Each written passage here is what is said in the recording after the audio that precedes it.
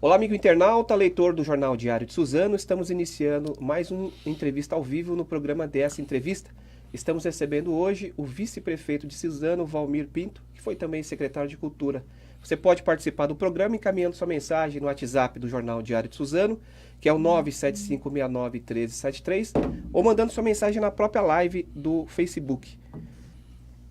Valmir, muito obrigado por você ter aceitado o convite. Queria que você deixasse um alô, uma saudação inicial aqui para o nosso internauta. Ok, eu que agradeço aqui o convite. Parabéns pelo trabalho aqui do DS. Acho que é legal a gente estar podendo se pronunciar, falar um pouco aí, contar um pouco da história de Suzano. Estou à disposição de vocês aqui. Ô, Valmir, essa semana você recebeu um prêmio de comunicação em destaque, né? Eu queria que você, para começar a nossa entrevista, que você falasse um pouco desse prêmio, como que foi receber isso em São Paulo. Na verdade, é uma honraria que eles dão todo ano, né? É um projeto de uns artistas de São Paulo, organizado lá na Assembleia, tem a parceria até com o deputado, e eles homenageiam diversas pessoas de diversas áreas, e eu fui um deles escolhido, assim, é, eles vão fazendo uma triagem, vão conhecendo o trabalho das pessoas, né? Então, pela minha atuação na área da cultura como artista e também por estar vice-prefeito, né? Acabei recebendo esse prêmio.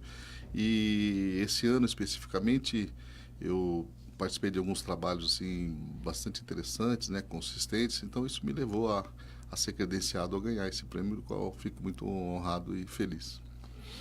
Você falou de alguns trabalhos, a gente tem visto você em algumas novelas do SBT, né? Isso também cacifa você, além do trabalho de cultura que você faz em Suzano, a você ser lembrado também? Eu assim, no SBT eu gravei diversas novelas, né? Esses dias eu estava relembrando meu currículo lá, que eu estava passando a limpo lá que me pediram, aí eu fui ver lá, eu falei, nossa, eu fiz Maria Esperança, eu fiz Amigas e Rivais, eu fiz Minha Vida, uma novela, Vidos. Então eu contei lá, tinha mais de 10 novelas que eu fiz. E as últimas foram a Carrossel, né, que eu gravei, e Chiquititas, né, que eu gravei bastante. E como são novelas que estão sempre reprisando, então vira e mexe, o pessoal me encontra na rua e fala, vi você na novela lá. Mas eu já gravei faz algum tempinho, não é uma coisa de agora, né? Mas esse ano eu gravei 13 Dias Longe do Sol, né, na Globo, e também fiz uma participação no longa do Wagner Moura, que é um filme sobre a história de Marighella.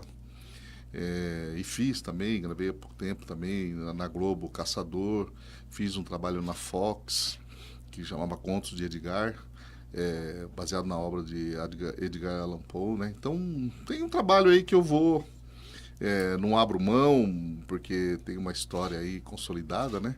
Não tem muito tempo, porque a carreira política eu estou sempre envolvido e aqui, né, ainda bem, sempre com trabalho, fui secretário de Cultura, depois vereador, agora vice-prefeito, isso me toma muito tempo, né?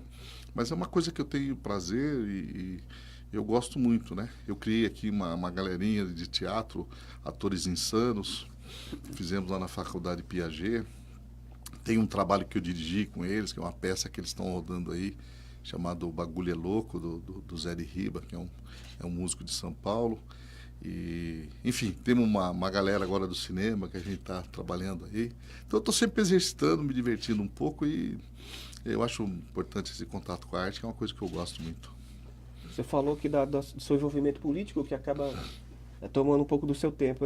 Aproveitando, eu queria saber o que você achou aí das eleições, os resultados das eleições, dessa novamente polarização, dessa vez Bolsonaro Haddad, e o resultado final, o que você achou? Olha, logicamente eu por ser um militante da cultura, né, tenho minha formação como jornalista, tenho uma visão, né, mais socialista de esquerda, logicamente que meu candidato não era o Bolsonaro. Mas já era esperado, né, pelo andar da caminhada das eleições. Hoje eu estou no PDT, meu candidato foi o Ciro Gomes. Achava e continuo achando que o Ciro era o cara mais que teria talvez uma autoridade para recompor o Brasil, né, para unificar esses lados. Acho que o Ciro tinha essas condições, é um cara muito preparado. Infelizmente, o Ciro ficou em terceiro lugar. Eu acho que, enfim, vamos aguardar os resultados aí para ver o que acontece. Mas a impressão que eu tenho é que essa divisão ainda continuará, né? Não acredito que o Bolsonaro vai ter condições de unir o país, como também seria muito difícil para o Haddad fazer isso. Agora está consolidado, vamos aguardar o que virá por aí, né? A participação do Marcelo Cândido, ex-prefeito, que você achou aí, o primeiro político da região, de Suzano, a disputar o governo? Pois é, a minha avaliação é que realmente a participação do Marcelo foi bastante positiva. Porque às vezes você, num processo político, você não pode estar pensando só eleitoralmente, né? Só na questão do voto. O Marcelo cumpriu um papel bastante interessante, que foi dar visibilidade para o Ciro Gomes em São Paulo, né?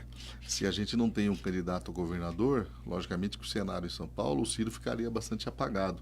Com a visibilidade do Marcelo saindo candidato a governador, isso trouxe para o Ciro aqui uma visibilidade muito grande, né? E eu acho que o Ciro, para mim, é um dos grandes vitoriosos desse processo, porque ele não perdeu, né, a votação dele.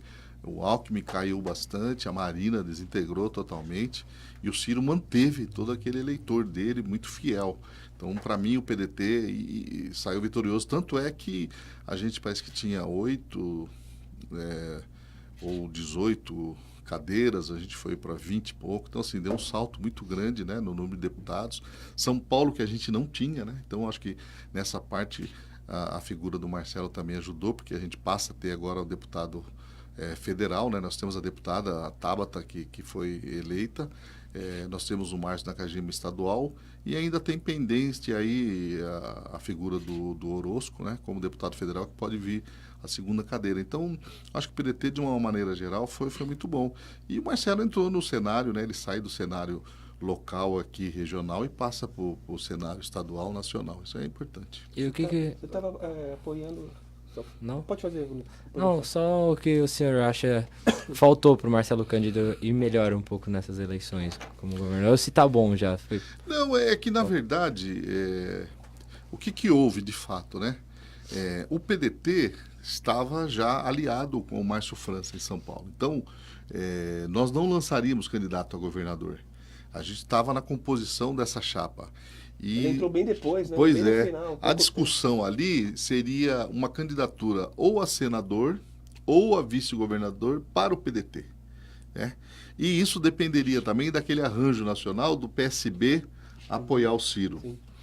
E de última hora o PSB não apoiou o Ciro nacionalmente e em São Paulo inviabilizou.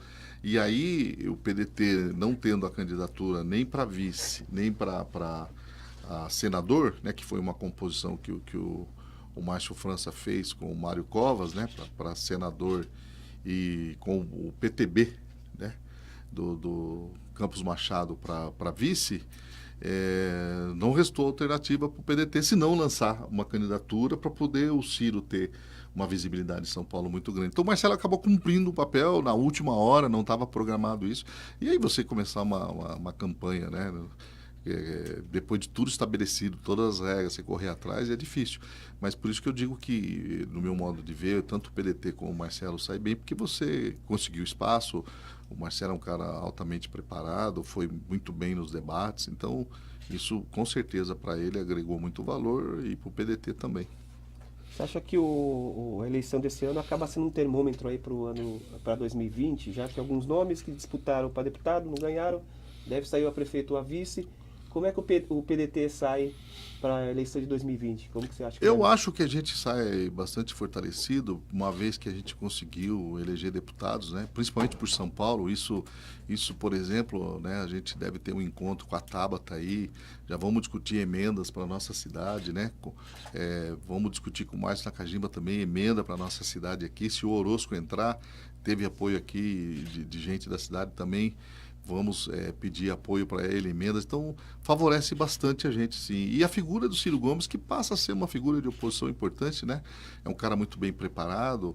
Eu acho que eu estava vendo uma notícia hoje que o PDT começa a aumentar o número de filiados. Então, eu acho que é um partido que vai se consolidar bastante e isso vai nos ajudar bastante em Suzano. Foi surpresa para você o Sebastião Almeida não ter conseguido? Pois é. Prefeito de Guarulhos? Eu confesso que fiquei um pouco surpreso. Se bem que depois fazendo a leitura, né? Guarulhos tiveram candidatos muito fortes lá, né? O Alencar, que era estadual, foi para federal, Pietá, né? saiu de lá. O Eloy Pietá, que saiu muito bem votado de lá também. Prefeito, né? acho que é 2, 3 vezes, né? Tinha ele, tinha mais outros candidatos da cidade. Então, assim, foi uma cidade com uma disputa de candidatos com muito potencial eleitoral. E aí eu acho que ele saiu mal de lá já votado, né? Devido a essa disputa interna na cidade muito grande, ele disputou com gente do PT, ele também foi do PT, então acho que isso dificultou, mas eu achava que ele ia melhor. Se bem que nessa eleição, se a gente for fazer uma avaliação, né, de uma maneira geral, a votação de quase todo mundo caiu, né? Não foi aquilo, mesmo os eleitos não foi aquilo que esperavam, né? Certo. Ô Valmir, você como jornalista, esse ano as eleições foram bem peculiares, com algumas mudanças fundamentais, como por exemplo o tempo de televisão. O Bolsonaro tinha 8 segundos só de tempo de TV, usou muito bem as redes sociais. Mas nas redes sociais houveram essa polarização, essa disputa, essa briga. Queria que você comentasse um pouco o que você achou dessa disputa que até hoje continua nas redes sociais, essa batalha, né, entre um lado e outro nas redes sociais. Na verdade, se a gente for fazer uma análise aqui, isso não vem de agora, né? Na eleição já da Dilma com o Aécio, o processo nas redes sociais já estava bastante contaminado, né? Já estava bastante pesado. Eu tenho, né, minhas contas aí todas nas redes sociais, enfim, mas eu não sou um cara que fico ali todos os dias olhando, eu tenho uma assessoria que cuida disso para mim, então eu acabo não me envolvendo nessas discussões, nessas crises, mas a gente acompanha, a gente sabe o que acontece, né? Mas o que eu percebo é que ela vem aumentando, né? Da Dilma com a Aécio foi bem tenso a coisa e eu acho que agora piorou. Agora, o que eu percebi nessas eleições é que me parece que o horário eleitoral na TV parece que já não tem o mesmo peso, né? Porque sim, o Bolsonaro que teve 8 segundos, né? Uhum. Ele teve 8 segundos, ele conseguiu chegar na massa, conseguiu passar o seu recado na população. É sinal que eu acho que a TV não está cumprindo já o papel que era esperado. Eu tenho sérias críticas a esse modelo de comunicação na TV, os debates. Eu acho que esses modelos estão ultrapassados, precisa se pensar novas coisas, né? Porque acaba ficando cansativo, repetitivo, não traz grandes novidades, né?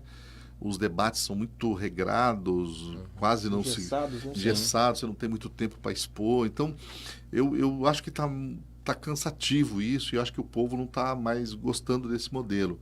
E está transferindo um pouco isso para as redes sociais. As redes sociais ela cumpre realmente um papel bastante importante nesse processo. Porém, eu acho que precisamos tomar cuidado, né? Porque a gente sabe que nem tudo que cai ali é verdade. Muitas pessoas tomam por verdade.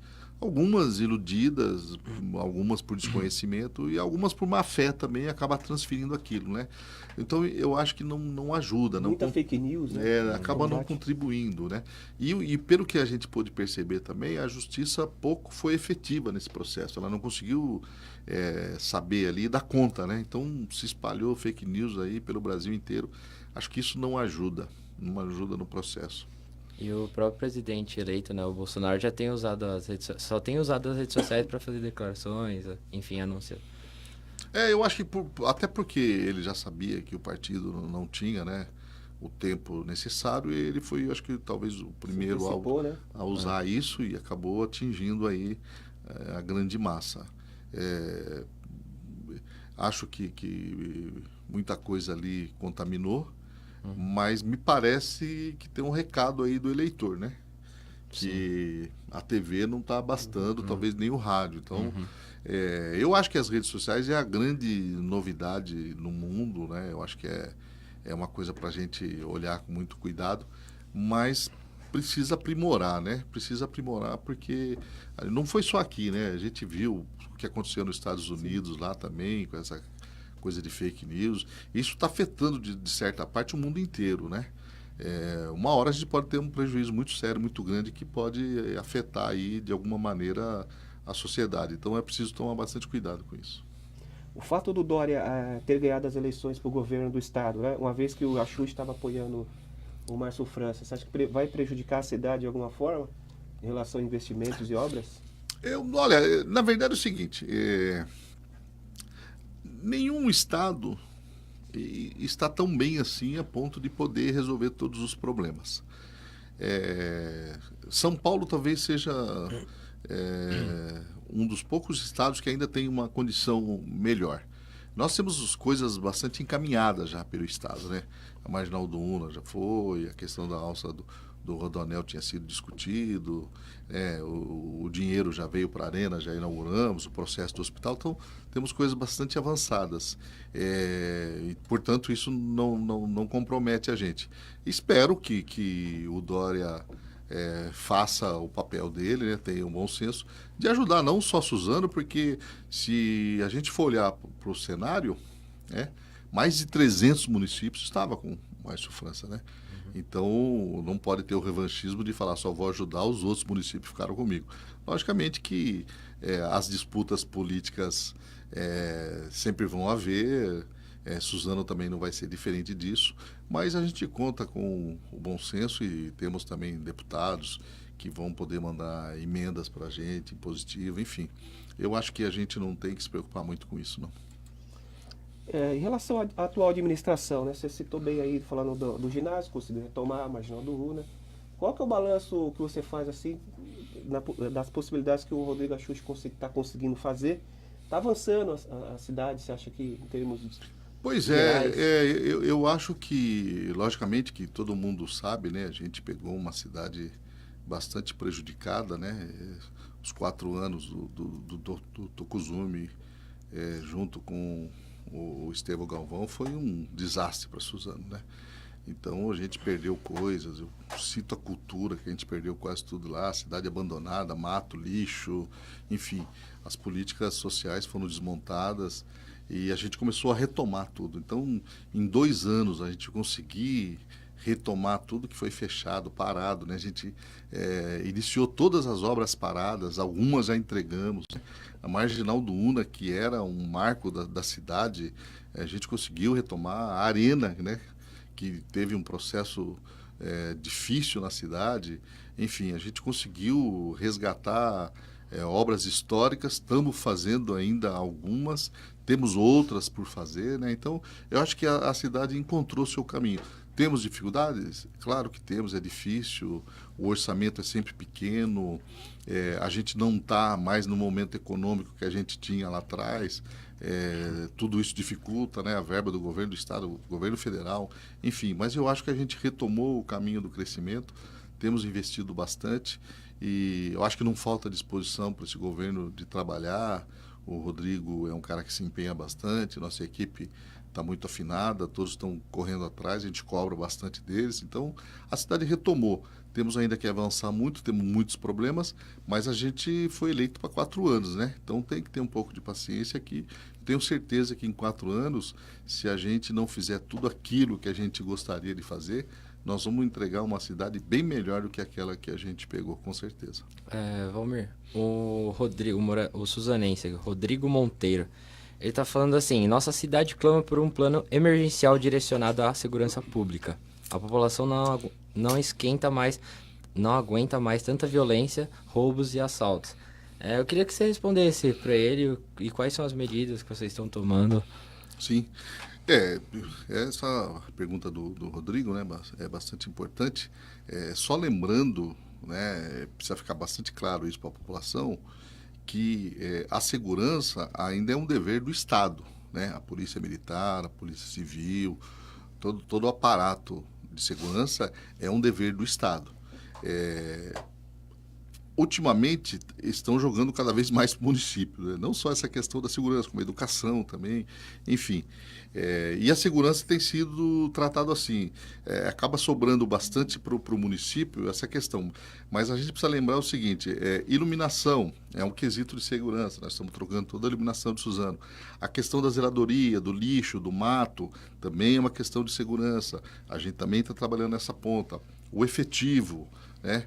A gente teve um concurso aí para a GCM, nós estamos criando agora, o prefeito, quando esteve aqui, eu até vi a matéria, nós estamos criando o nosso centro de monitoramento, que vai ajudar bastante, porque a gente vai poder mapear a cidade, a gente vai ter o olhar sobre tudo que acontece, principalmente nas entradas, saídas do município, o efetivo da GCM está aumentando, e a gente também ajuda na polícia, né? A gente aluga prédios para a Polícia Civil, a gente investe no Prolabore do policial militar, a gente ajuda com gasolina, então assim, a gente está cumprindo bastante a nossa parte. Agora, a questão da violência realmente, ela está no Brasil inteiro, né? Tanto é que um dos motos aí do candidato Bolsonaro foi em cima da violência, né? Eu só tenho um reparo, eu não acredito que a gente vá resolver o problema da violência armando a sociedade. Eu acho que isso é um erro e, enfim, tem gente que defende, eu particularmente sou contra, não acho que esse é o caminho. Mas a segurança tem sido um problema nacional, até internacional, né? A gente vê isso em outros países, que eu espero que tenha uma política também mais clara, tanto do governo federal como do governo estadual, para auxiliar os municípios. No que nos cabe, a gente tem corrido atrás e estamos batalhando bastante. Essa foi a bandeira, né, que levou o Bolsonaro a vencer praticamente. Pois é, a né? bandeira da segurança. Né? Eu acho que, de um modo geral, eu percebi isso nos governadores também, né? A maioria dos discursos dos governadores foi tudo em cima da segurança. Eu acho que é um tema para ser debatido, mas a gente precisa tomar bastante cuidado, porque, às vezes, vira um discurso demagógico de quem quer ganhar a eleição e não necessariamente tem solução para o problema. A gente sabe que essa questão da violência não vai ser resolvida a curto prazo, né? Nós temos aí a questão desses grupos aí que estão em diversos estados, né? Tomaram conta, o crime organizado hoje é uma bandeira que está em tudo quanto é canto, isso se alastrou. Então, eu não acredito que o problema da violência seja resolvido num passe de mágica, como eu não acredito também que corrupção vai ser resolvido num passe de mágica. O Bolsonaro vai ter que negociar com o Congresso, a gente sabe que não adianta achar que vai fazer as coisas do jeito que quer. Ele vai ter que negociar, vai ter que discutir, já está fazendo, né, o que ele falou que não faria. Eu duvido que não ceda, porque se não ceder, não aprova os projetos. Então, nós vamos ter novamente um sistema que eu não vejo muita mudança, muita diferença. Nós vamos poder avaliar a qualidade da política implementada, aquilo que vamos ver com o resultado. Aí podemos fazer uma avaliação. Ô, Valmir, eu queria que você agora entrar um pouco na sua seara aí. No setor de cultura de Suzano, o que você pode dizer, o que já teve de avanços, o que ainda precisa ser caminhado aí? Olha, quando eu fui secretário de Cultura, a gente teve um trabalho bastante consistente, né? A gente abriu as portas para os artistas, fizemos projetos, criamos espaços, então a cultura realmente respirou um ar bastante interessante. Até você citou no início aqui os prêmios, eu lembro que a gente ganhou um prêmio no interior de São Paulo por uma política que a gente fazia de cultura e saúde. Nós ganhamos um prêmio no Rio de Janeiro pelo Estúdio Público de Música que a gente criou. A gente criou um prêmio em Brasília por um projeto de cultura popular chamado Roda de Todos os Santos. Nós ganhamos prêmio na França, prêmio nos Estados Unidos. Então, assim, a cultura realmente teve uma efervescência. Lamentavelmente, né, quando a gente saiu, esses projetos e a cultura fechou espaço. A gente tinha o Galpão das Artes, foi fechado. A gente tinha um projeto bacana chamado Memória Viva, que foi paralisado, foi retomado agora. Enfim, a gente fez uma mostra de teatro durante 8 anos e depois ela paralisou. A gente fez o festival de música, não teve nenhum no governo passado, então perdemos muito. Hoje nós temos lá o Geraldo, né, Garipo, que é um cara muito competente, trabalhou comigo na época que eu era secretário de Cultura. O estúdio de música está sendo reativado. A gente tinha criado um estúdio de cinema, está sendo reativado. Nós abrimos a oficina, aumentamos agora. Nós temos apoio a vários projetos. O Memória Viva voltou. Nós abrimos lá o Céu do Gardênia, né, que é um espaço cultural em parceria com o governo federal, que na época eu participei de toda a tratativa para trazer esse projeto para cá. Um projeto muito bem elaborado. Hoje mesmo temos cinema lá, tem um projeto bacana acontecendo lá. Enfim, a cultura começa a respirar. Nós vamos inaugurar agora, né, o nosso Cine Teatro, que, aliás, foi um projeto meu como vereador, e a gente vai realizar isso agora, que é no prédio da antiga Câmara Municipal, né? Aquele plenário está virando um Cine Teatro. Vai ser quando? Devemos inaugurar em dezembro agora. Estamos montando lá, finalizando todo o processo, e vai levar o nome, inclusive, da Vilma Betivenha, que foi uma pessoa que era uma artista aqui da cidade, que a gente quer fazer uma homenagem para ela. Então vai ser um projeto bastante bacana, um equipamento bonito, novo, moderno. Enfim, e nós vamos também, uma outra novidade, que depois a gente fala com mais detalhe, o prefeito vai dar a notícia. Nós estamos criando o nosso centro de memória na cidade. Estamos com um espaço novo aí, que em breve daremos mais informações. Então eu vejo que a cultura está respirando novos ares, e pode ter certeza que vai dar muito orgulho ainda para a gente. Nós temos um projeto musical de domingo no Parque Max Feff, que aliás é um parque totalmente reformulado, está bem bacana lá, eu vou com frequência lá, e temos um projeto cultural lá dentro. Enfim, tem bastante coisa acontecendo aí, a população pode esperar mais novidades. O Cine Teatro é para quantas pessoas? Ali nós temos capacidade para 100 lugares. 100 lugares. Chegamos a 120, um pouquinho, umas cadeiras extras. Mas é um espaço bastante bacana, moderno, com ar-condicionado, com equipamento de iluminação, som, vai ser telão, enfim. A gente quer fazer um trabalho de cinema ali, de teatro, com pequenas peças, monólogos. A orquestra que tem em Suzano aqui vai ensaiar lá. Enfim, nós vamos levar bastante projeto para lá. Em relação ao centro de memória, ele vai ficar em qual bairro só? Dá para adiantar isso? É aqui do centro. No centro mesmo?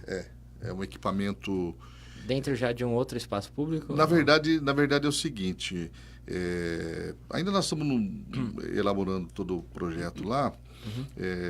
Quando eu estava na Secretaria de Cultura, a gente criou a ideia do Centro de Memória. A gente tinha bastante projetos e fotos antigas, documentos antigos, isso tudo ainda está lá.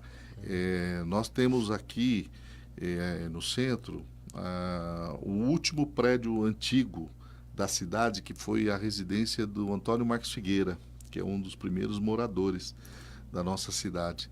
Então nós ocupamos esse espaço, é um casarão antigo, que ainda tem uma arquitetura antiga, e a gente está reformando, estamos estruturando melhor lá para ser o nosso centro de memória. É ali na Mogi das Cruzes? Não, é aqui mesmo, Ok.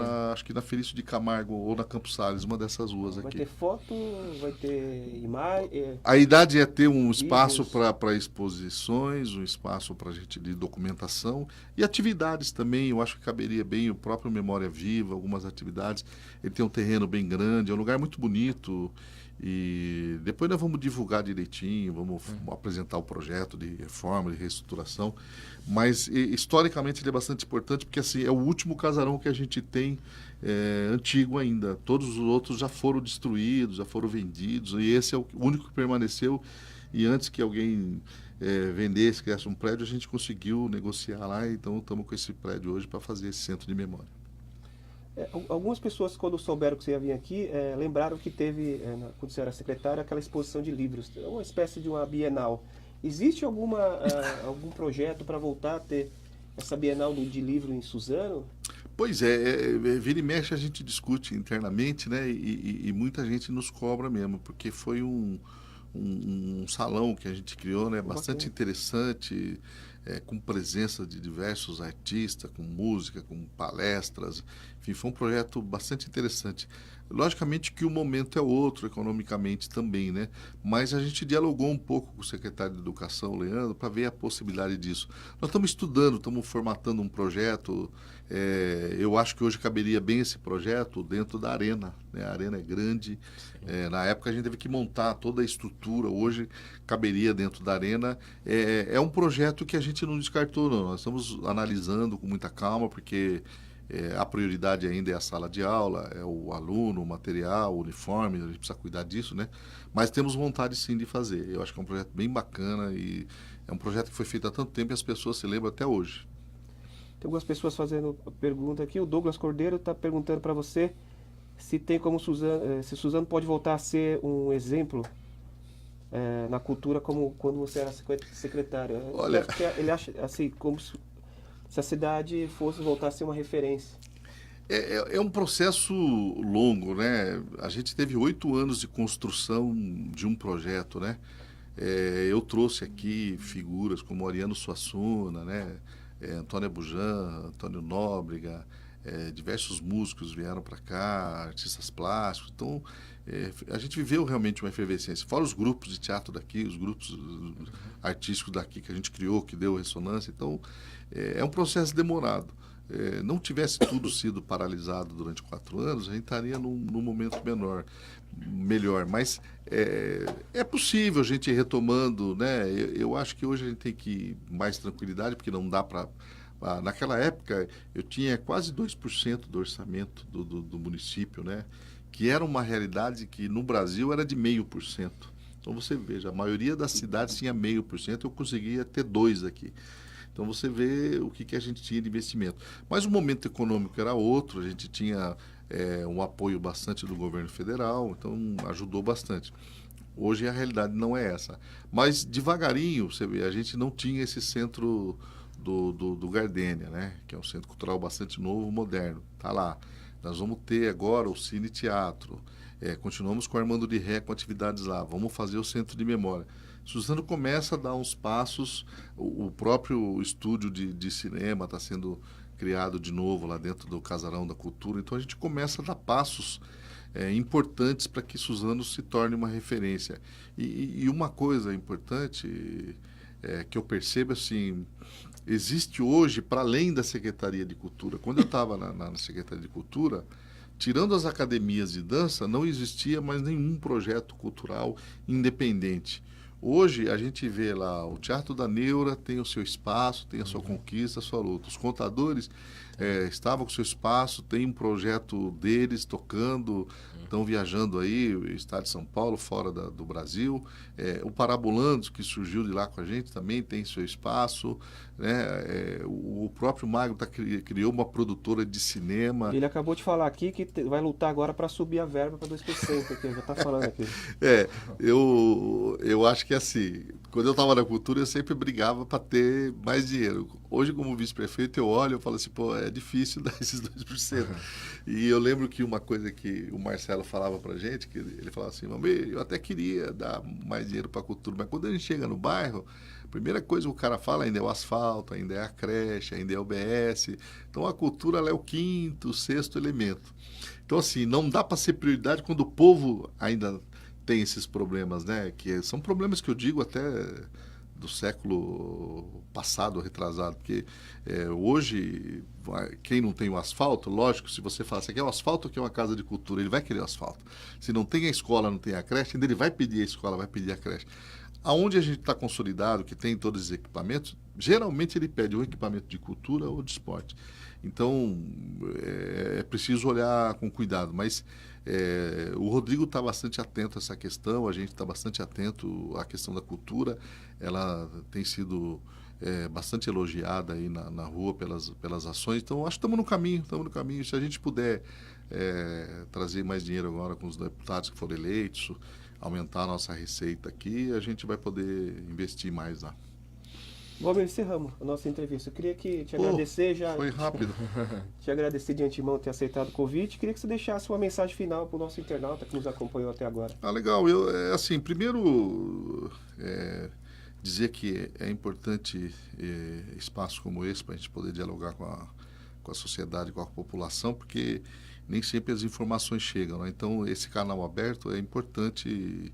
espero vir outras vezes aqui, que vocês tragam mais pessoas para debater sobre os problemas da nossa cidade e as soluções também. E de minha parte dizer que é o seguinte, é difícil ser gestor, uma cidade com bastante problemas, aliás, toda cidade tem problema, e não é fácil a gente cuidar de uma cidade que tem mais de 200 quilômetros quadrados, né, de território, com mais de 300 mil habitantes, com muitos problemas, mas não falta vontade e energia para a gente correr atrás, para a gente brigar, para a gente lutar. E eu tenho certeza que quem ganha com isso é a população, que sempre espera algo mais. E a gente está fazendo, na medida do possível, aquilo que a gente pode fazer e esperamos poder melhorar as condições de vida do nosso povo e da nossa cidade aqui. Agradeço a vocês. Valmir, eu que agradeço. Muito obrigado. E o pessoal tá elogiando aqui a entrevista, tá falando, mas já acabou, já? É que o pessoal entrou depois, né? Eu prometo que volto aqui. Você vai voltar aqui, a gente vai marcar e se tiver respostas aí depois, eu encaminho também aí, alguma pergunta aí. A gente vai passar. Queria te agradecer então mais uma vez e agradecer também você, amigo internauta, que nos acompanhou até agora, e até a próxima entrevista. Valeu.